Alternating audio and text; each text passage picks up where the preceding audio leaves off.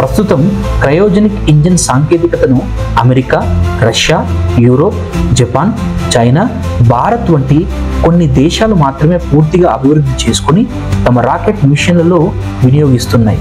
ఈ దశలోనే ISRO GSLV geo synchronise satellite launch vehicle ను తయారు చేసింది. ఇది హెవియర్ శాటిలైట్స్ ను జియో స్టేషనరీ ఆర్బిటల్ అంటే జిఈఓలోకి పంపగల సామర్థ్యం కలిగి ఉంది. ఇప్పుడు 2008లోకి వస్తే ఇస్రో మన దేశపు స్పేస్ హిస్టరీలో ఒక మైలురాయిని సాధించింది. అదే చంద్రయాన్-1. ఈ ప్రాజెక్ట్ యొక్క ముఖ్య ఉద్దేశం చంద్రుడి ఉపరితలం మీద నీటి అణువులను గుర్తించడం. ఇది అంతర్జాతీయ పరిశోధనలో ఇస్రోకి ఎంతో విశిష్ట గౌరవాన్ని తెచ్చింది.